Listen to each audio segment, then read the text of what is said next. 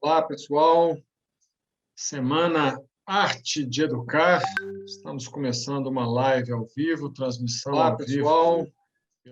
Somente os seres que têm o neocórtex, que é a parte mais externa do cérebro, são capazes de se verem vivendo, né? Todo ser humano, e também os animais, os homens, os seres humanos a partir de 9 meses, eles são capazes de ter consciência do mundo exterior. Eles são capazes de perceber o mundo externo. A consciência já é uma interioridade, ou seja, eu sei que eu sou um sujeito.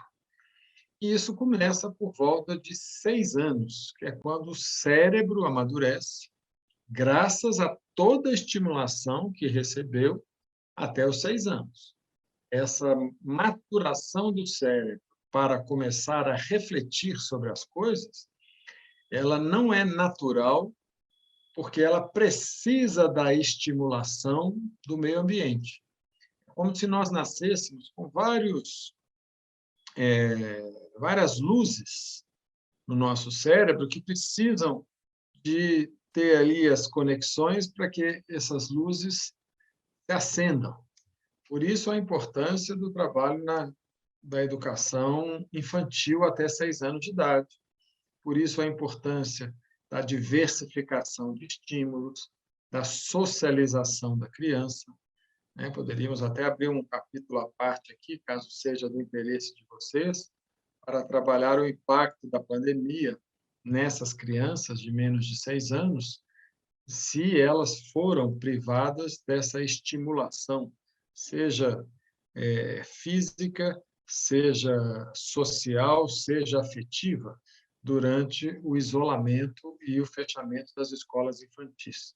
Daria um capítulo muito interessante para a gente pensar a importância dessa estimulação externa para o cérebro funcionar. E quando a gente trabalha a ideia de que o cérebro reflete por volta de 6 anos, é quando começa efetivamente a capacidade da criança de ter reversibilidade mental. Ou seja, ela mentalmente é capaz de imaginar uma cena voltando no tempo, mudar uma variável e pensar o que aconteceria com aquela variável ou sem aquela variável. Isso é o que o Piaget chamava, né, de uma inteligência operatória. Né? De 6 a 12, uma operatória sobre o concreto.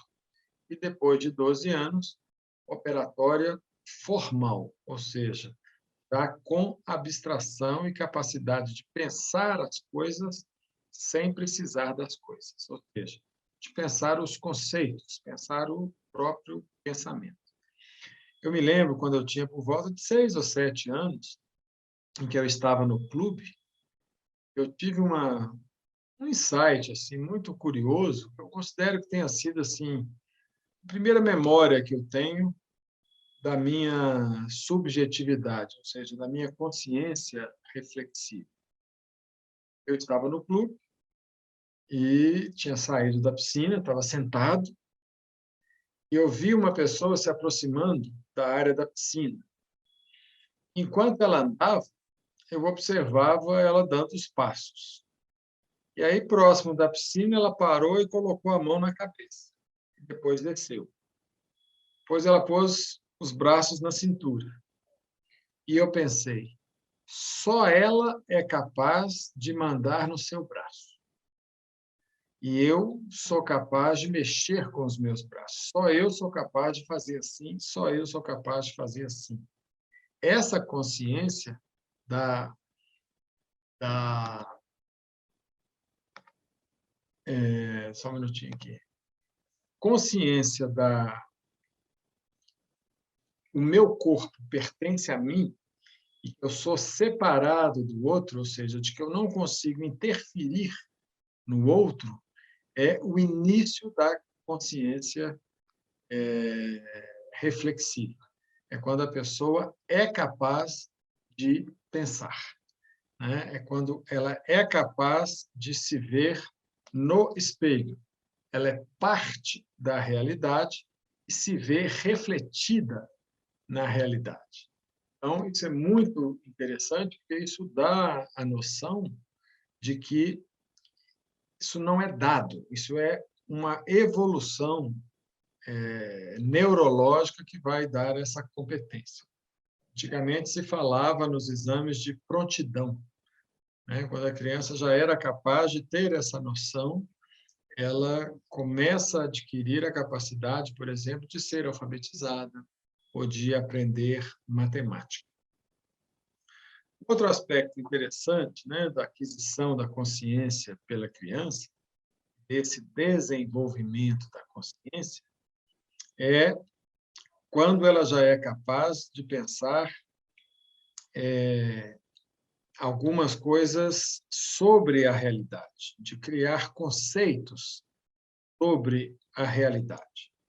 Então, vocês que são mães ou pais aí de crianças pequenas, têm filhos de idades diferentes, seria interessante vocês pegarem aí, por exemplo, eu vou fazer uma demonstração aqui, ó. Você pega um copo como esse aqui, 2 copos iguais, e encham esse copo até a metade. Aqui, ó. Põe o copo até a metade, só que 2 copos iguais. Pergunta para o filho de menos de 6 anos qual o copo que tem mais água. Se tiver os dois certinhos, provavelmente ele vai dizer, é igual. Todos os dois têm a mesma quantidade de água. Agora, você pega um copo mais, uma tulipa, assim, um copo maior, e pega o conteúdo de um dos copos e coloca nessa tulipa fininha. Então, o que vai acontecer? Se a água do copo está até aqui, a água na tulipa vai ficar um pouco mais alta, porque ela é mais fina. Se a criança responder que esse aqui tem mais água, é porque ela ainda não desenvolveu essa capacidade uma de abstração sobre o copo maior, que a gente chamava de pega o conteúdo de um dos copos e coloca nessa tulipa fininha. Se ela falar é igual, o que vai acontecer? É porque ela já tem essa noção um pouco abstrata, né? Não é bem abstrata, um pouco reflexiva sobre o concreto, né? Sobre água. E isso mostra assim como que não adianta a criança você explicar para a criança se ela não tiver uma estrutura cognitiva que permita essa aprendizagem. Eu diria também uma estrutura afetiva que anda junto da estrutura cognitiva. Não há aprendizagem sem afeto e todo afeto tem uma cognição presente.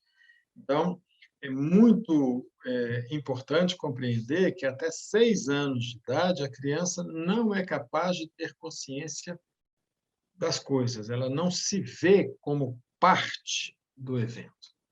É muito comum um pai ou uma mãe falarem para uma criança de 4 anos: meu filho, presta atenção, você não está percebendo que você está fazendo bagunça.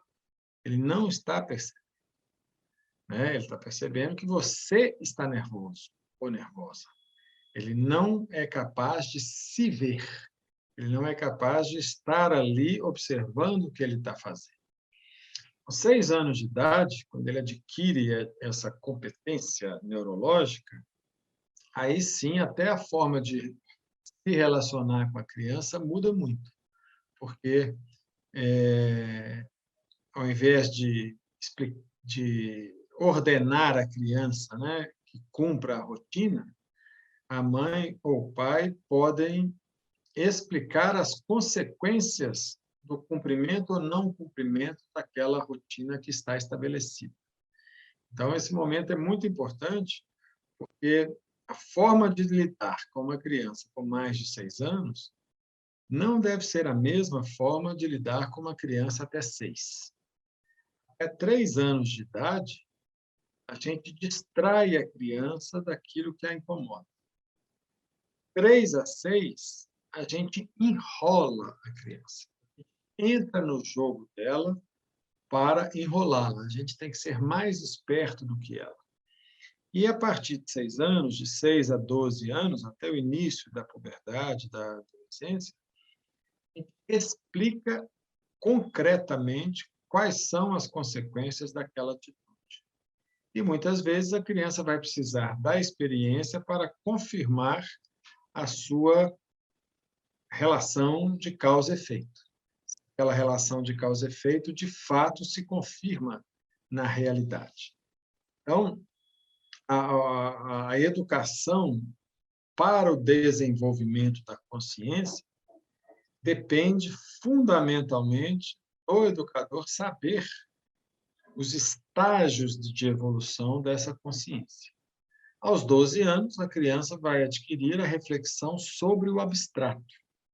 Então, se antes ela dizia, mãe, eu posso ir na casa do Pedro jogar bola? Se não. Por quê? Porque agora nós vamos jantar. Pronto. Né? Aí a criança entende e pergunta, e depois do jantar eu posso ir? Estou falando de uma criança de 6 a 12 anos. E amanhã? Eu posso chegar da aula e ir correndo antes do jantar?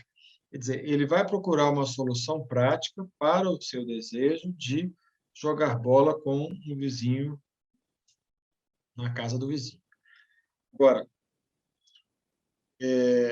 com 12 anos, a criança já não pede.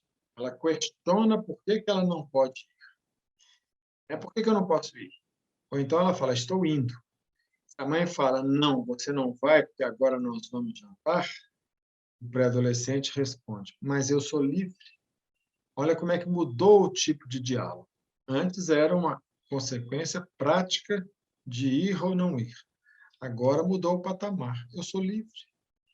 Você tem que dormir, porque dormir é importante, você está na idade de crescimento, você só vai crescer se você produzir uma substância que é produzida durante o seu sono. Então, você precisa dormir.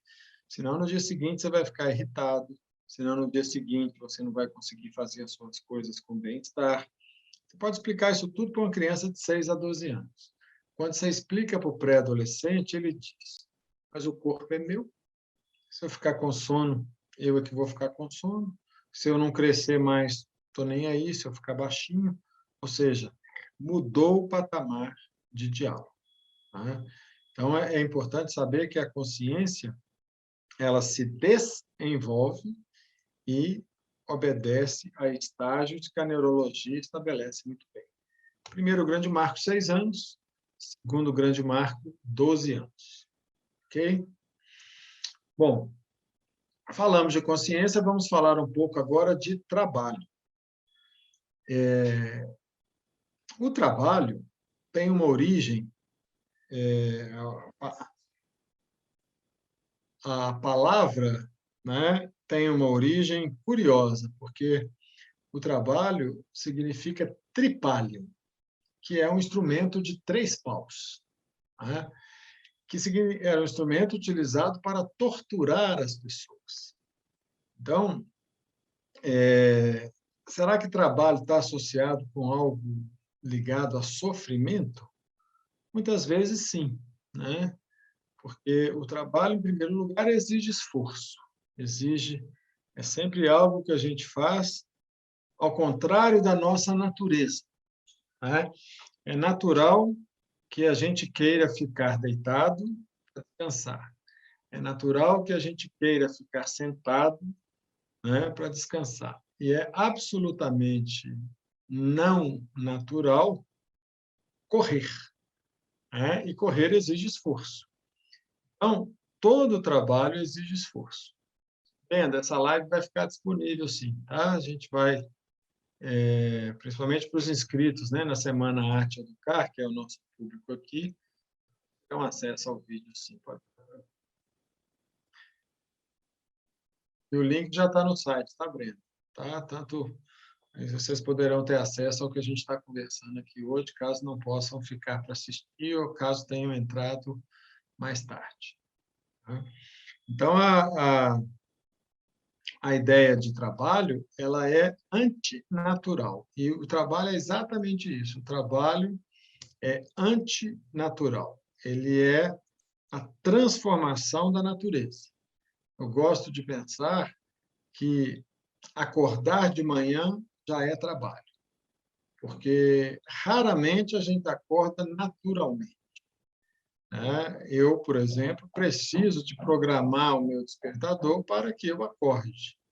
Então, não há nada mais natural, não há nada mais orgânico do que o sono. O sono é algo natural.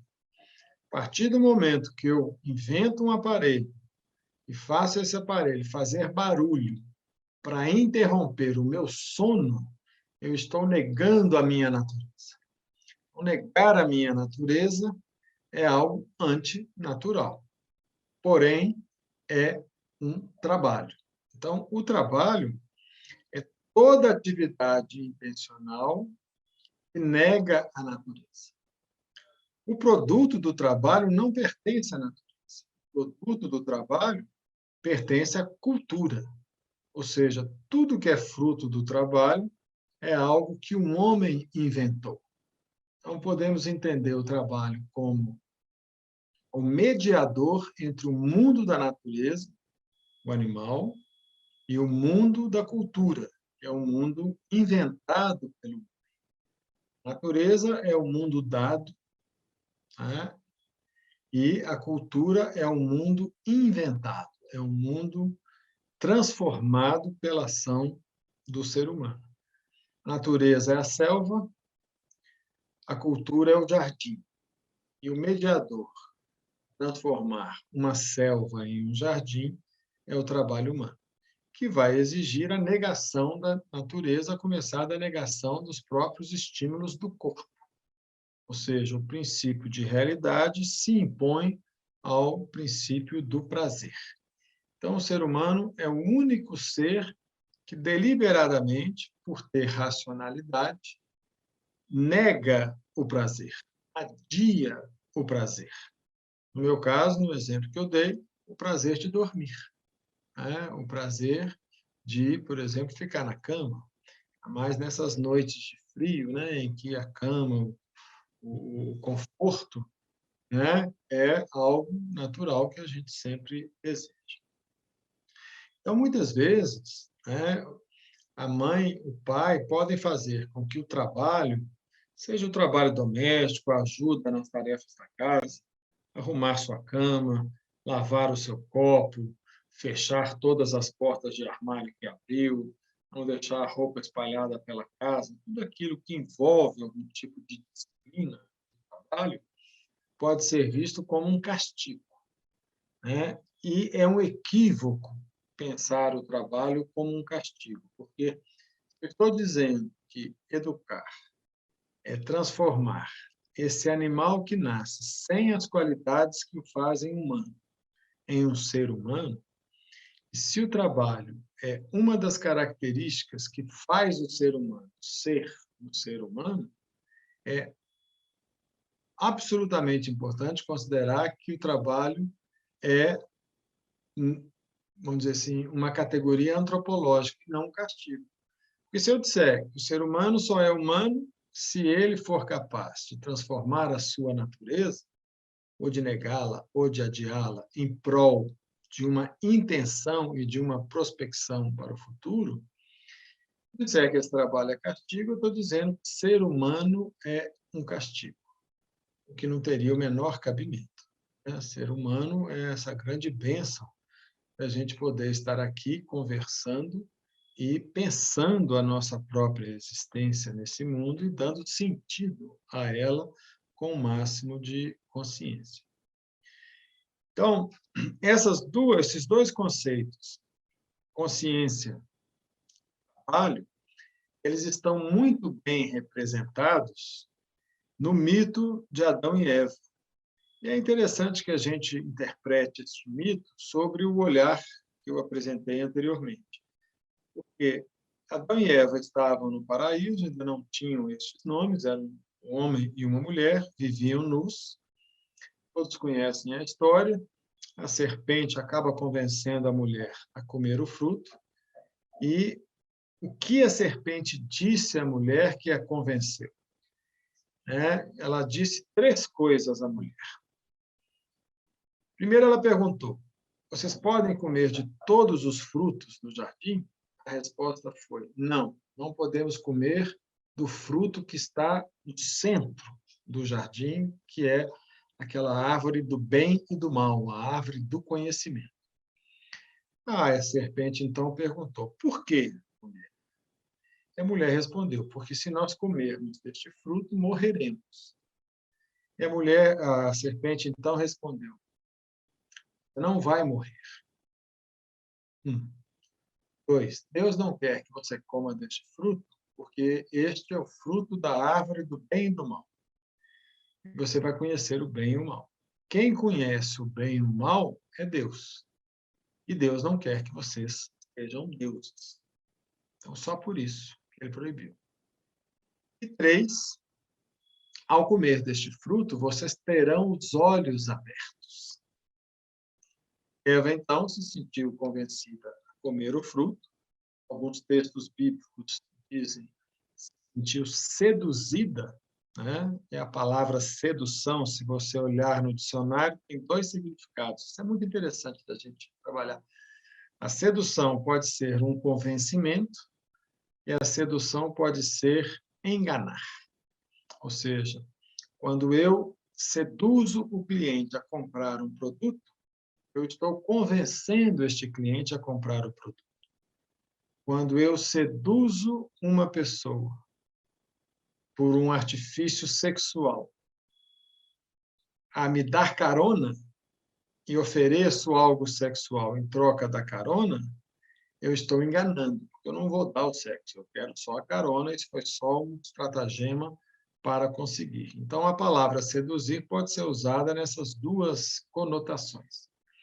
Então, a sedução da serpente teria sido feita, então, em função dessas 3 informações. Vocês não vão morrer, terão os olhos abertos e vão conhecer o bem e o mal, ou seja, tornar deuses. Eva comeu o fruto, deu para Adão, Adão comeu o fruto. Deus se aproximou, os 2 então se esconderam. Deus descobriu que eles tinham se escondido, perguntou por quê. Eles disseram: porque estamos nus, sentimos vergonha. Ora, se eles estavam nus e somente depois de comerem o fruto passaram a se ver nus, nós temos aí a aquisição da consciência reflexiva, que é a capacidade de se ver nu. Ou seja, cumpriu-se o que a serpente disse, uma das 3 coisas que a serpente disse. Terão os olhos abertos. Então, os olhos abertos como metáfora dessa consciência. E, voltando lá ao que eu falei do desenvolvimento da consciência da criança, até 6 anos a criança ela fica peladinha em qualquer lugar que você queira trocar a roupa dela. E a partir de 6 anos ela já tem consciência da nudez. A vergonha da nudez, bem expressa no mito, é uma aquisição da consciência. Por isso é que eles se esconderam.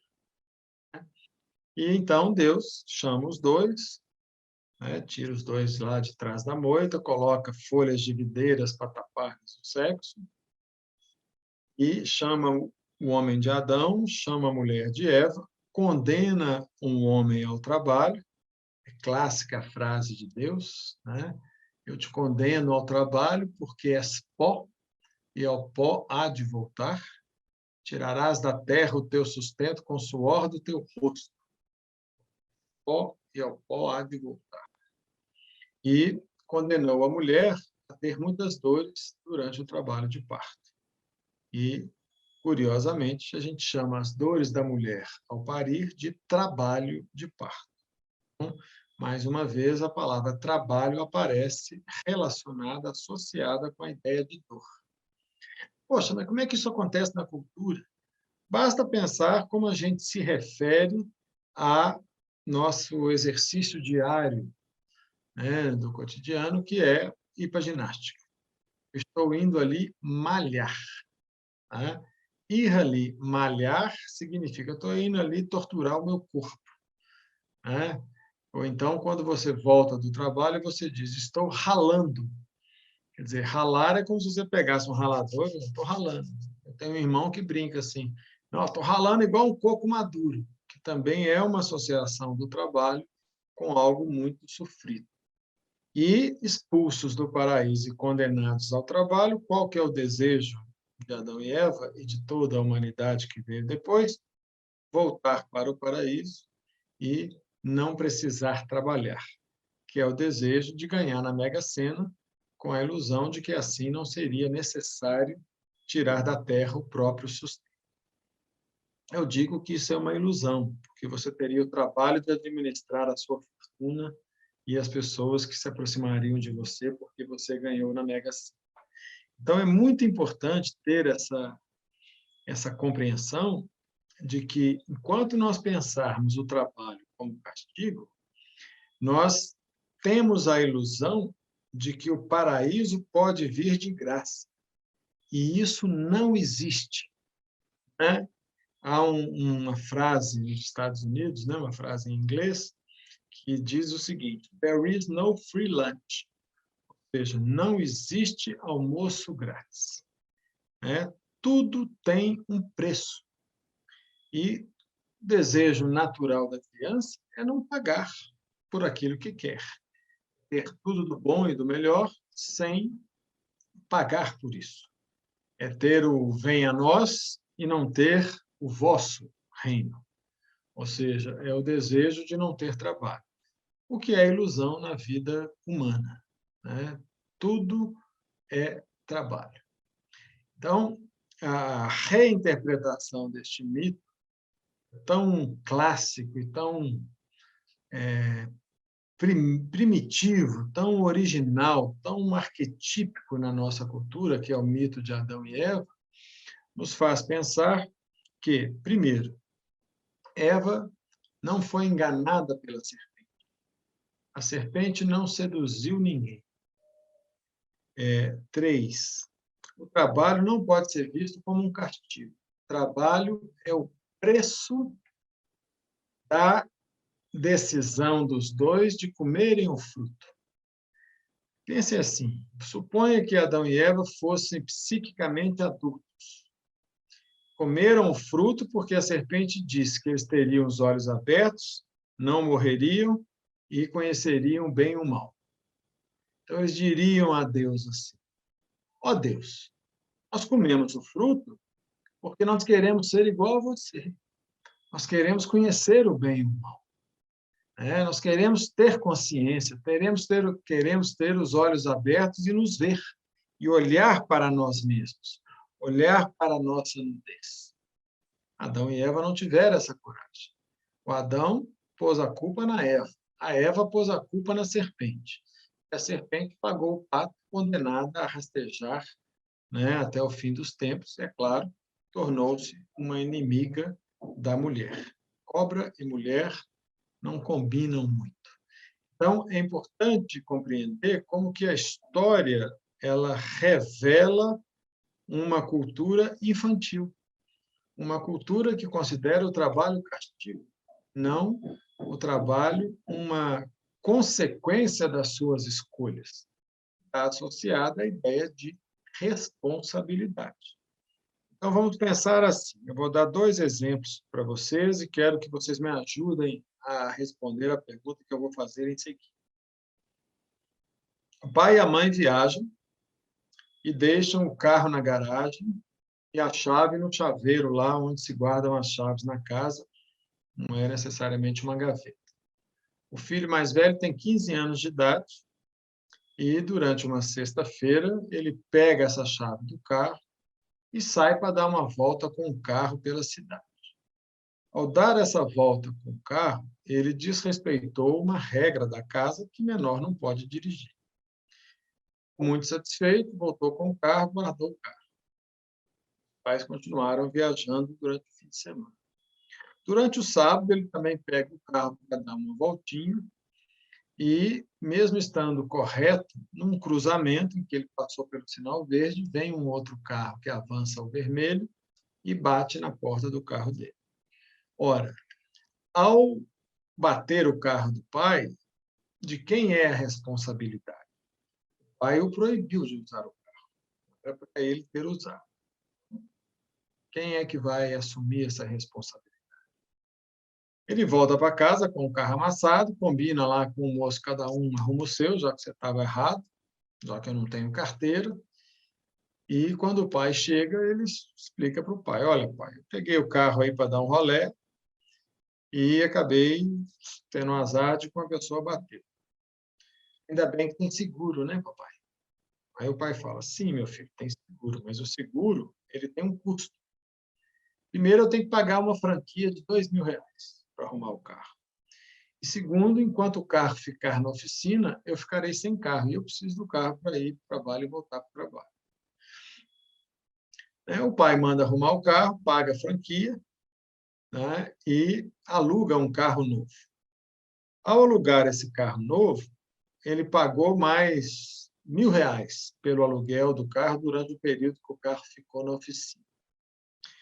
E depois que o carro voltou, ele chamou o filho e disse ao filho: olha, meu filho, você pegou o carro sem a minha autorização e você me deu um prejuízo de R$ 3.000. Esse prejuízo de R$ 3.000, você acha que eu que devo pagar ou você deve pagar?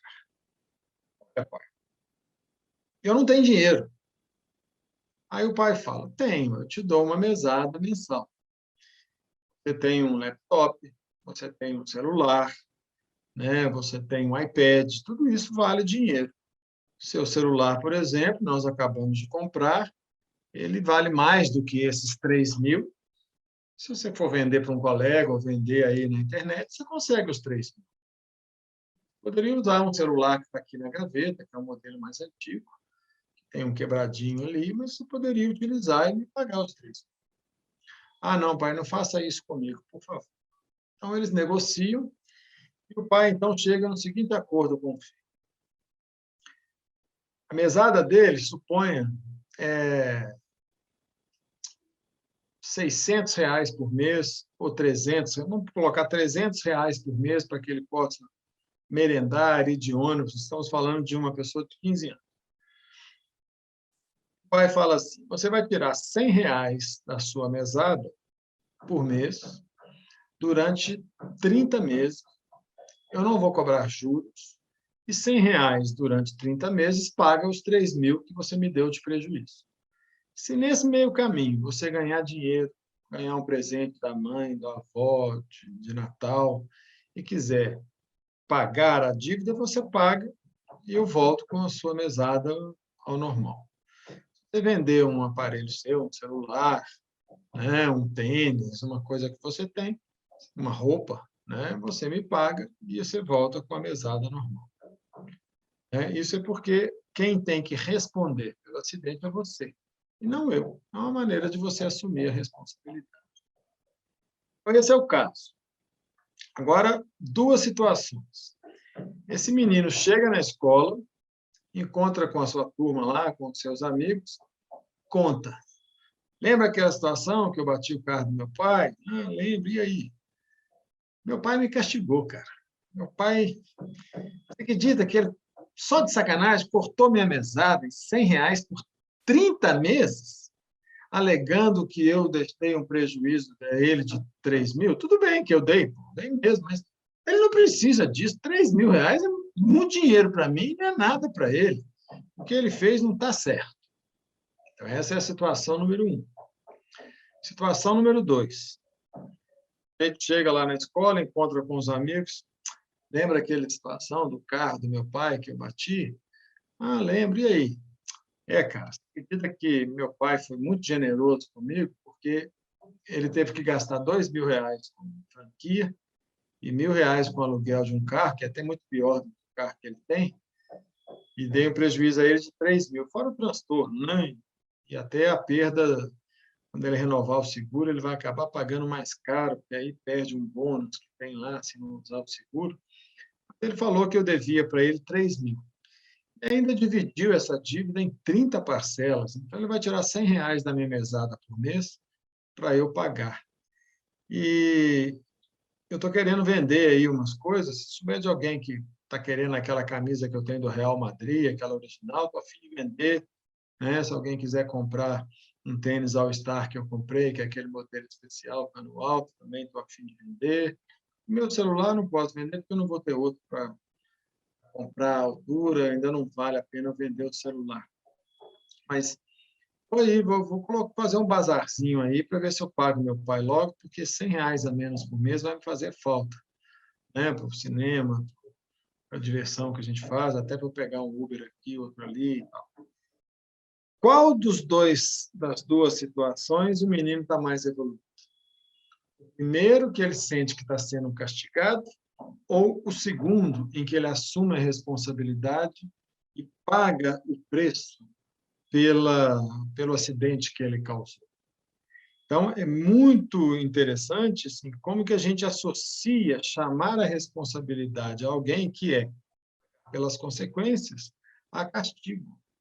Né? Isso não tem lógica nenhuma. Então, é como se Deus falasse assim no mito de Adão e Eva: olha, as regras daqui são essas. Se você quiser comer desse fruto, você não vai poder morar aqui. Aqui você pode ter tudo, mas menos comer desse fruto. Ah, você comeu? Ah, então agora você conhece o bem e o mal.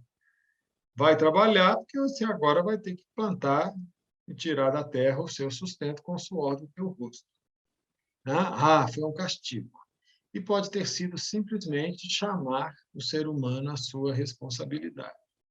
Então, são duas formas de interpretar. Uma, que é a ideia de que o trabalho é castigo, eu considero infantil, e outra, a ideia de que o trabalho é uma condição sine qua non, indispensável, essencial, para tornar o ser humano humano. Então, o mito resume essa ideia tanto da consciência, né, ter os olhos abertos, se ver nu. Gente, é tão difícil se ver nu, a gente tem tanto receio em reconhecer os nossos erros, em nos ver carentes, em nos ver defeituosos. Ora, o que seria mais libertador é ter essa consciência de si. Eu costumo dizer que se você tiver consciência de si e souber por quê e o que você não se aflige com nenhuma crítica feita a você. Pense assim: se alguém faz uma crítica a você, ou é verdade ou é mentira.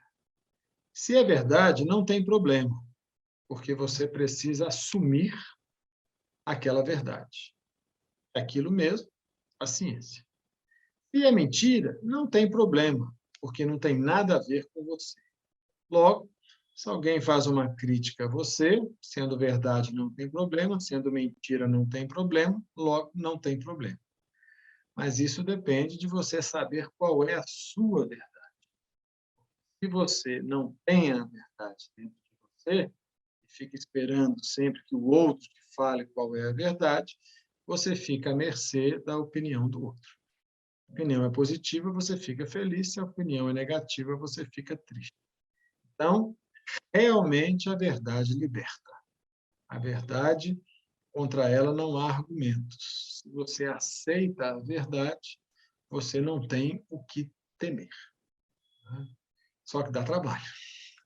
Aceitar a verdade dá um trabalho de realmente assim se educar para não se iludir, para não precisar colocar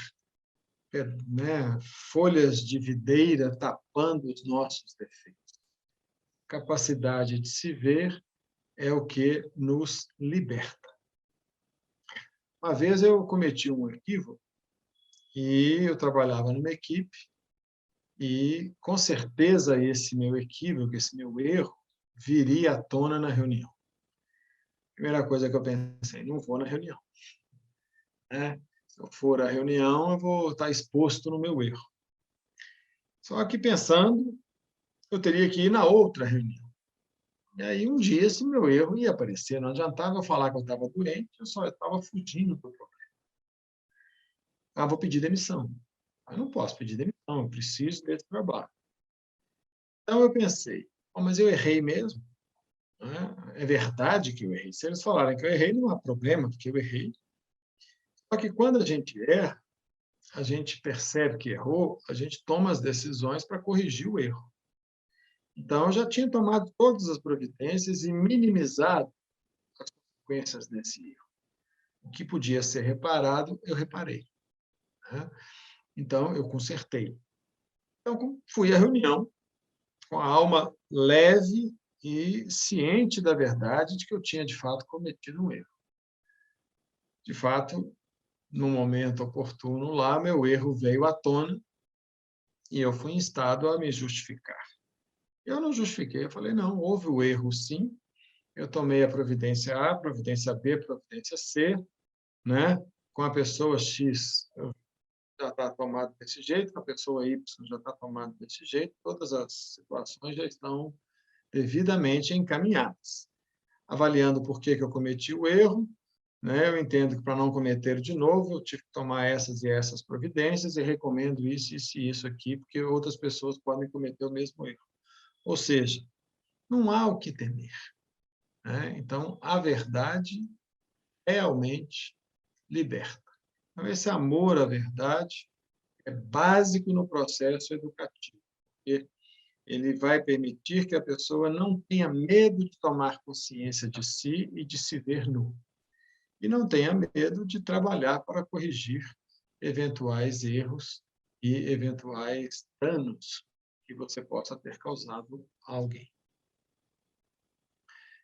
Bom, esse é o resumo aí, né, nossa continuação dos vídeos, educação e consciência e educação e trabalho. Eu posso verificar aqui se há alguma pergunta, e se não há, podem fazer alguma pergunta que nós podemos utilizar esse tempo para esclarecer, ou alguma pergunta, ou alguma dúvida, ou algum comentário. Estou vendo aqui muitas pessoas conhecidas. Ei, Ana Luísa, tudo bom? Dani, Juliana Duarte, né, a médica do meu pai, Brenda. Se tiverem alguma pergunta, estou aí para esclarecer. Recebi várias perguntas, não só sobre os 2 vídeos, como também sobre educação em geral, e eu vou responder ou pelo Instagram, né, ou na live de sexta-feira. Tá? Na sexta-feira eu vou compartilhar com você. Sexta-feira teremos 2 lives. Às 19 horas, a live com a Carol Rache, aí eu que serei o convidado dela, mas eu vou ver se eu compartilho com vocês também. Vamos falar sobre educação em geral, sobre ser mãe, educar crianças, educar filhos. E às 20 horas, a nossa live comentando esses vídeos, né? Ana Fernandes está perguntando, como assisto o primeiro vídeo? Só se inscrever no link aí, ó, Fernando Leal, que é meu parceiro, deixou aí o link para você, o evento Arte Educar, que você recebe imediatamente os links dos vídeos para poder assistir a gravação. Cecília, obrigado, agradeço aí o elogio, conteúdo excelente. O Henrique está me mandando um abraço. Henrique, um abraço para você também. Saudades. Suzy Silva, bravo. E Juque Naves, esse foi o terceiro vídeo? Nós tivemos 2 vídeos gravados, segunda e terça. Este é um vídeo gravado ao vivo com vocês, né, na participação. Amanhã, quinta-feira, teremos o terceiro vídeo, Educação e Amor. Eu sugiro que vocês assistam, porque amar é o que mais educa. Amar é o milagre de fazer a pessoa se sentir aceita pelo outro. E todo o processo educativo, se não tiver amor, não funciona. Eu comprei um livro do Piaget, que eu li na minha época de faculdade, estou relendo, tá? Ou hoje do Correio, Relações entre a Afetividade e a Inteligência no Desenvolvimento Mental da Criança. É um livro acadêmico, né? Assim, simples, E eu lembro que eu usava livro de biblioteca e, dessa vez, eu não tenho mais o acesso tão fácil à biblioteca e resolvi comprar o livro. Piaget fala, no início desse livro, que só há processo cognitivo com mobilização do afeto. Né? Quer dizer, se você não mobiliza a emoção, né, a sensação, o sentimento, a pessoa não aprende. O exemplo que ele dá no livro é que quando você tem motivação para aprender, você quer aprender, você está curioso, você aprende muito mais. Né? Então, é muito importante pensar educação e amor, porque o amor é um substrato que realmente vai fazer com que a pessoa não esqueça o ensinamento, que vai fazer com que ela decore aquele ensinamento. Decorar, como eu sempre digo, é saber by heart, é saber de coração o conteúdo que você está ensinando. Adorei a live, obrigada. Tânia Correia entrou. Educar é a arte de ensinar que a vida é trabalho. Se você, aí eu não sei aqui o que ia ser dito. Então, nós já temos 2 episódios aí disponíveis para vocês, 2 vídeos. É só se inscrever lá no, ou pela bio, ou pelo link aí que o Frederico Leal passou, que vocês têm acesso. Mais alguma pergunta? Mais alguma questão?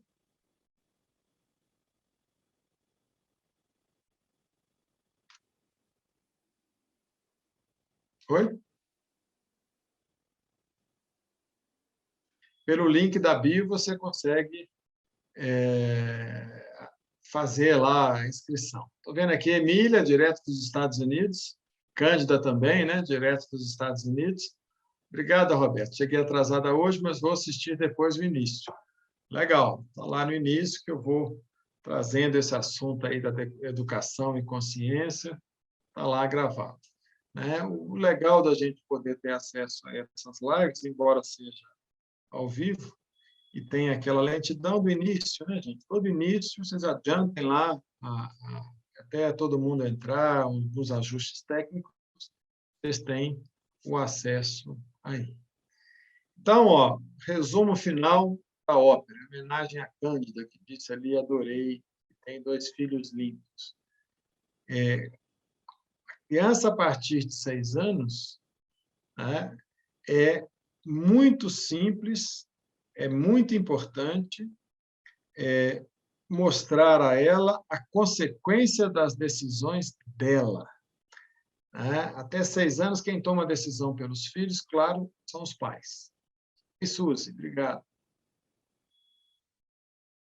E pausou aqui, voltou.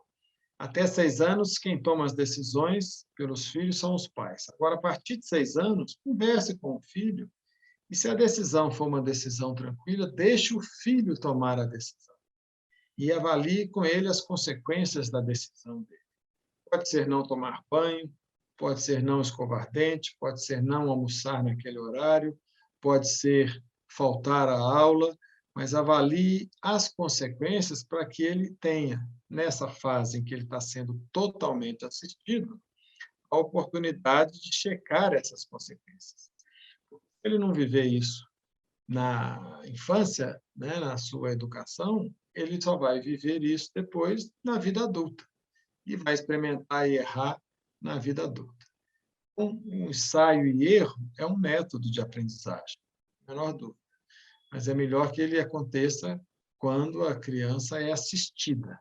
Porque na universidade, o ensaio e erro vai acontecer sem nenhuma assistência de um educador. Muitas vezes, a avaliação que a pessoa faz do erro não é a melhor avaliação. Pessoal, muito obrigado, boa noite, agradeço demais a atenção de vocês, eu fui vendo aí que vocês foram entrando e se mantendo aí firmes no diálogo. Eu espero assim que essa reflexão filosófica contribua para que vocês se tornem pessoas melhores. Ana Luísa, obrigado. Daniele, obrigado. Juliana, obrigado. Até a próxima. Amanhã o novo episódio será liberado e na sexta-feira, 19 horas, conversa com a Carol Rache e 20 horas uma nova live falando sobre educação. Fica aí. Tchau, tchau.